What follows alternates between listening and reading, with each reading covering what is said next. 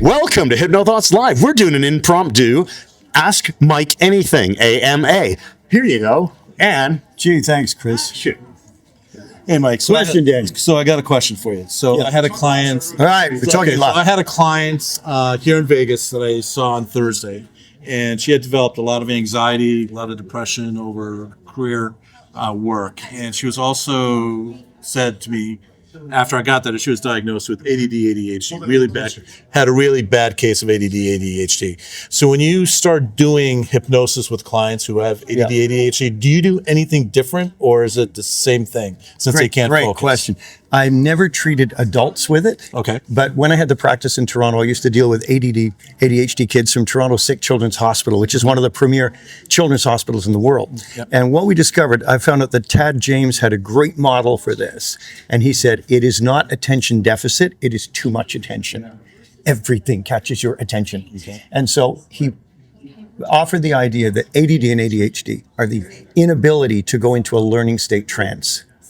So most kids go into class, they zone out, and the saliva drips onto the desk and they're zoned out and they learn and they generally pass. Right. But the ADHD kid is like this all the time. Okay. And so what you have to do is create a trance state, which is how I always treated it. Create a trance state, anchor it to the context they're going to be, and layer on solid ego state stuff if you need, especially ego strengthening. Give them all the positive suggestions. Then they go in the classroom and they do their position, whatever it is, zone out and go into trance, and they start to slow down and take in information. But what we discovered usually happened at that point was the teacher would now complain about the kid, even though usually a boy, even though his marks had gone up, well, he's not paying attention now, he's daydreaming. So even though it was working, it was seen as negative because he's not paying attention. Now the question is, how does one get them into that trance? And you really have to do it particularly for that person. I'll give you one case exactly. Boy was brought in by his mother, and she said every night he'd be riding his tricycle. He's like 11, up and down the main hall, upstairs, crashing off the walls, bouncing a basketball. And she said suddenly he'd go quiet. And some nights she'd go up and he'd be fast asleep in bed. And she said, I don't know how he does it. I said, well, have you ever asked him? She said, no. I said, well, he's here now. So she turns to him and says, how do you do it? How do you fall asleep fast? He said, oh, when the cat's on the bed, I want her to stay. So I stay still, and suddenly it's morning. Okay, he's now given me the means to get him into trance. So Nancy Rinaldi, a physical therapist I shared the office with, had a picture of her cat on the wall. And I said to the kid, Brant or whatever his name was, I said, do you like that cat? He said, yeah. I said, me too. I'm an allurophile. So are you. We are people who like cats. So I'm building rapport with the kid. And I said, I want you to imagine that that's your cat. And he goes, okay. And I said, close your eyes and imagine that cat jumps up on your lap and you don't want her to leave or don't want him to leave. And bang, the kid goes right into trance. Because it's the closest thing he can get to that state at the time, the mapping across. So that then gives me an inroad to produce a robust enough trance to make the change with him. But it will be different with everybody. Right. And that's the problem, because one of the things that will keep people out of trance can be as simple as chewing gum. Erickson wouldn't let people chew gum. It keeps you locked in the here and now. And of course, fidgeting. And ADHD and ADD, you will get a lot of fidgeting behavior. So you have to find a way to slow them down. And it may be the thing where, Erickson's best subject became his best subject after 300 inductions. Right. Well, why? Because Erickson he came out of psychoanalysis. So you've got to come back over and over and over, right? Because that's the whole point. So his model was it's going to take a long time. But it is a learning state. So it's not the sort of thing I think could be fixed with an adult immediately, but I think you can build in more robust trances they can gain access to. Finding an event that they can connect to. Something that'll slow them down, settle them down, put them in that. All right. Awesome, buddy. All right. Thank you very much. Thank you. Appreciate it. Thank you. Thank you. Who's next? Daniela, yeah. Daniela. Hey, Just long time no see. sort of hear you. Like this? Awesome. All right. So as I told you before, I wanted to know what you know about GNM, about Oh, German new medicine. that's right, Yeah. and how important it is to understand that some symptoms can be ego state specific. What do you Right. think about that? Yes, symptoms can be ego state specific. Your subpersonalities can be indicative of certain resources or lack of resources. The cases where people will score completely differently on an eye chart depending which ego state is executive at the time. And you have ego states maybe 50 to 150 you're using on a daily basis, maybe the top 5. But whichever one is connected to your prefrontal cortex executive function is the one that will determine what resources are available for you at that moment, including for healing. And some people can have a severe allergy like shellfish, which is a typical one, or bee stings, where they go into anaphylactic shock, but only if a certain ego state is executive, meaning if a different one is executive and running the show, they can eat the shellfish with no problem whatsoever, which shows how bizarre we are as human beings. So every problem, and when we interviewed Gordon Emerson, the world's foremost authority on it, Dr. Emerson, I said, it's my belief that everything is an ego state problem. And he said, absolutely 100%. Because there's always one executive, right? That's right. What about those symptoms that take time to heal? Like, for example, Crohn's disease and so on, take time to heal. Again, part of this is the multiplicity of our complexity as human beings. Something that might work perfectly for Bob here might not work for me or you. And again, depending on the ego state that is affected. And here's where we really get the power of using something like ideomotor work and getting the right ego state executive, which will derive the greatest benefit from what we're doing. And we can do that with yes-no signals, set them up, but keep it very simple. And you can pre-frame it with something like, anyone here doing mindscaping? Okay. If you're not, you need to be. Yes, you are. So mindscaping is a great on-road, on-ramp if you're doing some sort of therapy to clear space. And it's also a great exit ramp to close up things at the end of a session. But mindscaping as a preparation for any kind of healing is phenomenal because you're building in the pre-frame to let this be the session, bring the resources to bear in this situation so that this will either resolve completely or will create the maximum healthy effect now.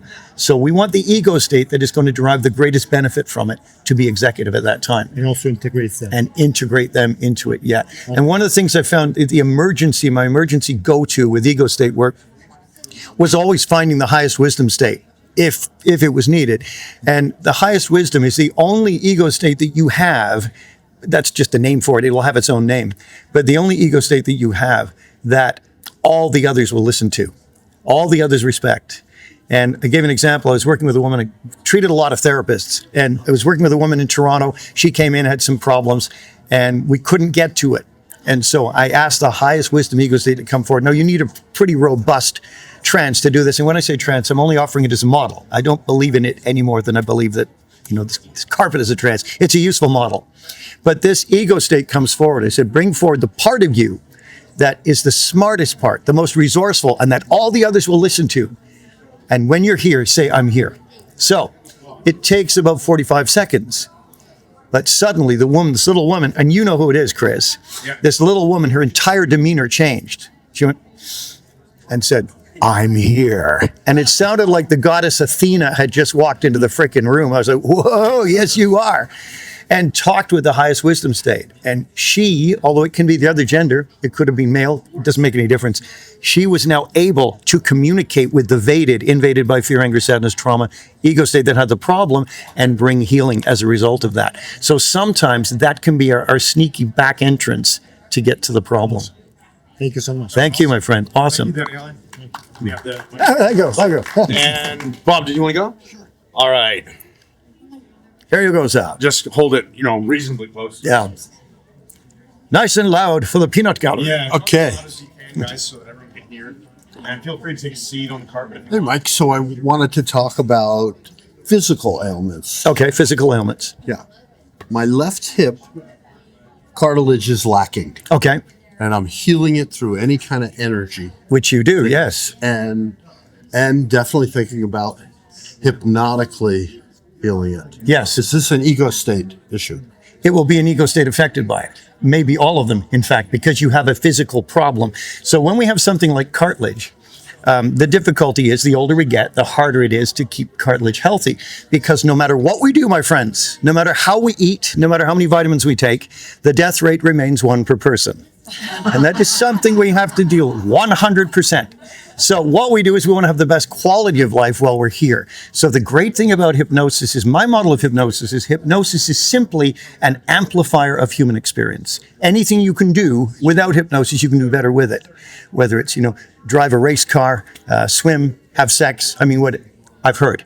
Whatever you want to do, it's going to work better in a hypnotic state because you have access to all the unconscious resources, or at least the ones that you wouldn't typically have access to. So we would work, Bob, with the premise that this can be helped. Now, whether it will be helped through causing a generalized anti-inflammatory response, because anything that will respond to antihistamines or anti-inflammation drugs will respond to hypnosis. That's just a general rule that Dabney UNMD came up with, and it's a great one.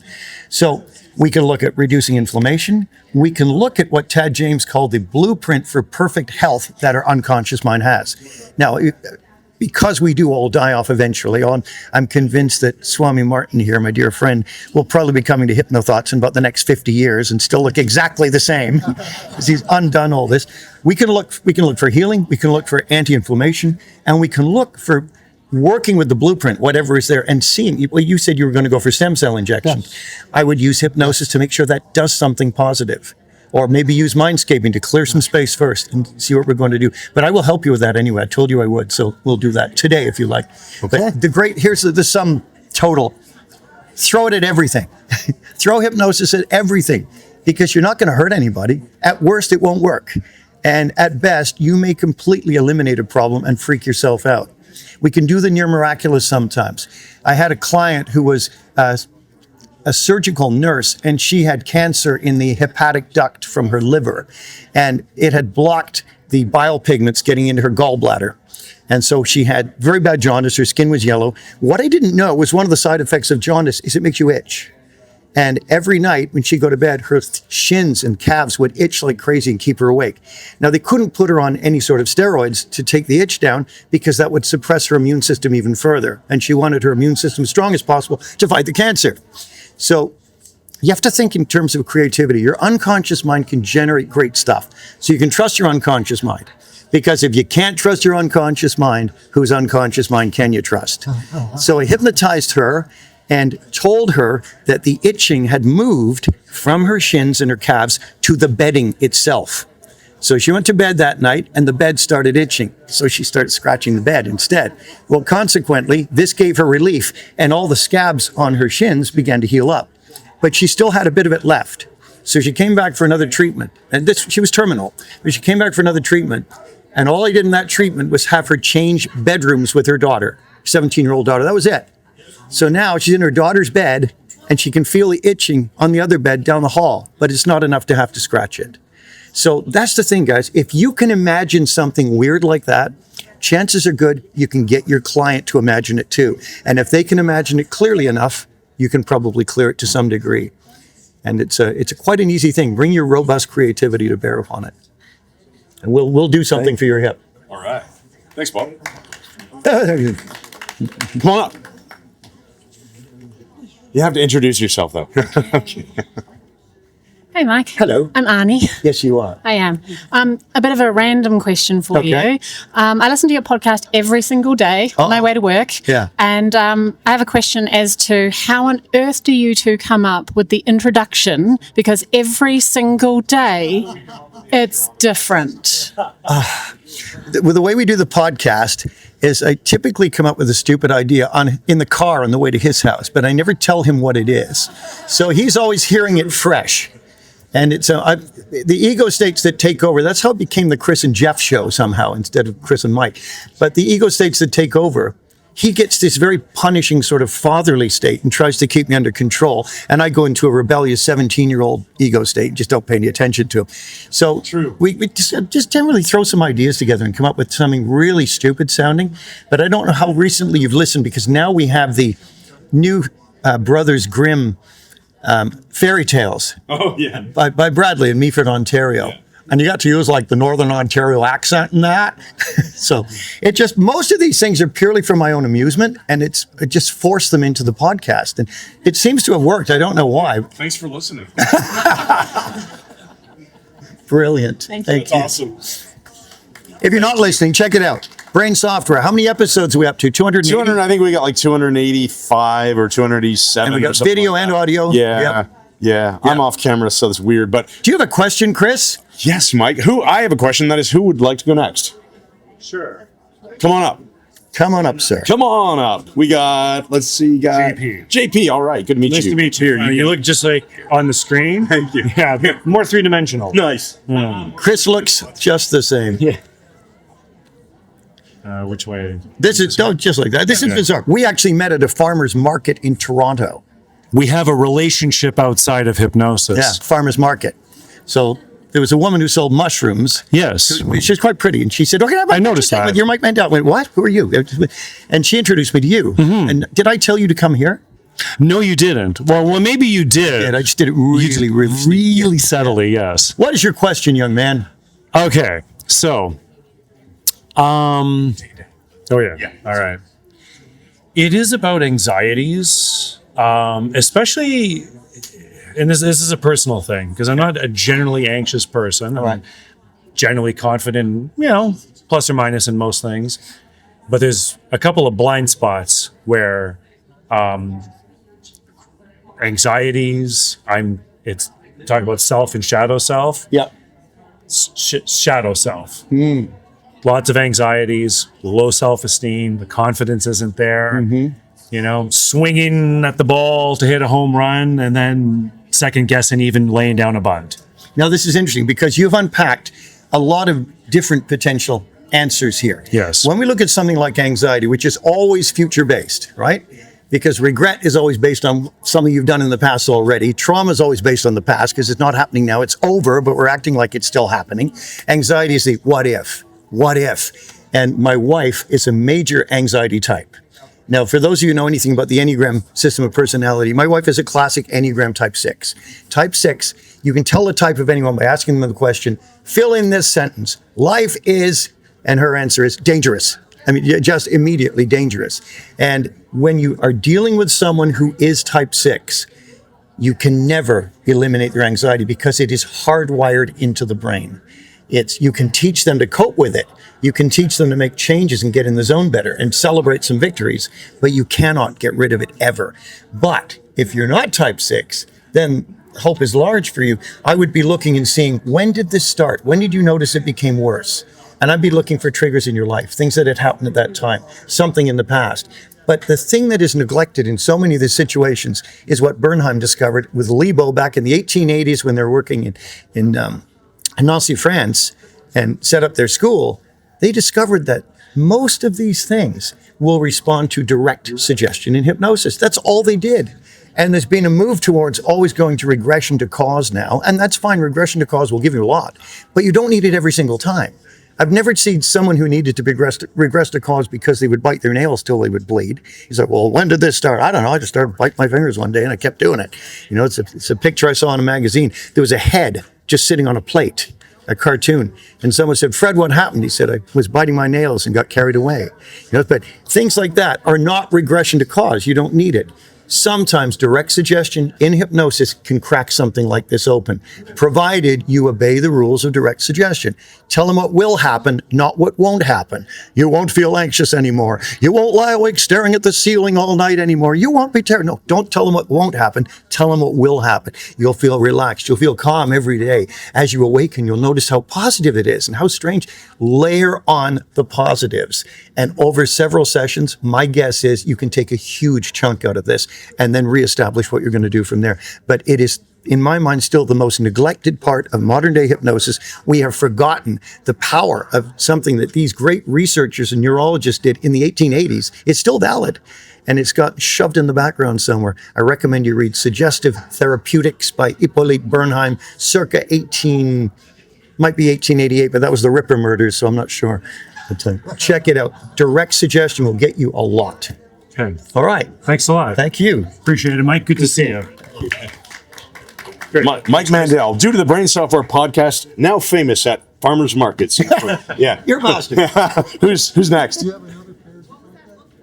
What book? Did you recommend? Suggestive Therapeutics. It's from the 1880s. You can get a modern reprint of it from India that will be beautiful. It'll take about 3 weeks and it arrives. It'll be just like the original. Bernheim, Bernheim. Hippolyte with an H. Anybody else? Are you shy? Or you can shout your questions at us and we'll just answer them. Yeah. When's the next episode of your trilogy coming in? When is the next episode of the trilogy, which now becomes, what do you call it once it's past 3? Quadrilogy. Okay, so Whitechapel is the next edition. Yeah. When is that coming out, Mike? Oh, I know. Yeah. Hey, Whitechapel is 80%. Right after your Mindscaping book? Oh, shut up. So let's just check here. We're not doing a podcast. Stop. Let's check here. How many of how have you listened to Journey to the Castle, the hypnotic journey? Okay, good. The rest of you should, because you can use it for anything. How many of you can gone scan further? the back of my badge Yes. after there's a link to it Scan if you me. want. Yeah, come see me. Or you can look at the second one. How many of you have actually listened to the second one in the trilogy, Sidonia, which is the prequel actually for Journey to the Castle? How many of you listened to the third one, Rendlesham, based on the Rendlesham Forest incident where the UFO landed in the British Army base? Yeah, cool. Well, the next one is Whitechapel, and then Gormenghast, and then Obsidian, and finally Willoughby. And that will fill out the 7 with this. Willoughby, next stop, Willoughby. These immensely complex mosaics of interlocking storylines. So it's designed metaphorically to open the unconscious through something we created. Chris named it the Inception Induction. And it's a great induction to use on a recording. You don't have to use progressive muscle relaxation. You can still get trance every time. So the next one, Whitechapel, is 80% written. And here's where you're going to want to hear that one. I don't mean you particularly, sir. This is the first one that I'm bringing in an erotic element to the story. And everyone does the same thing when I say that. All these eyebrows go, worried. oh.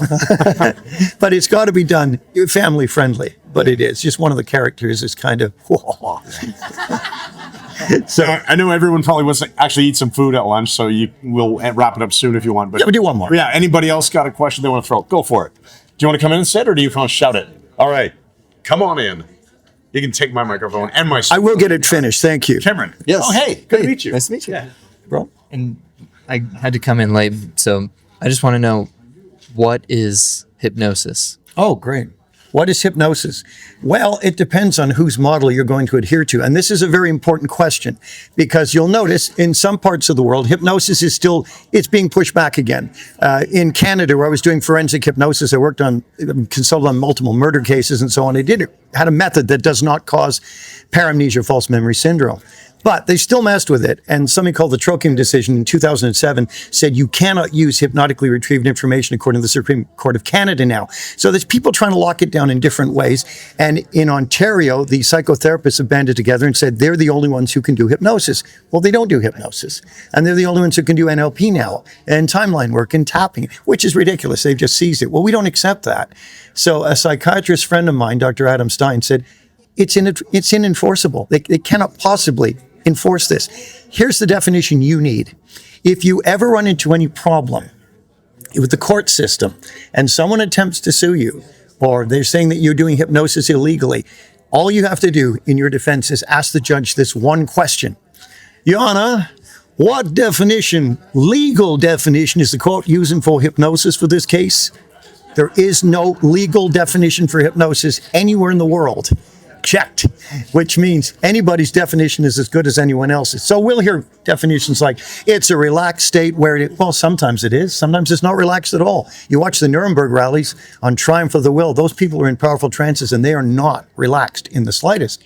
And then others will say it's a way of getting to unconscious resources. Yeah, I guess it is. You can pretty well use whatever one you want, but I stick with that one. Hypnosis is an amplifier of human experience. That works really, really nicely. To which you can always add, except when it isn't.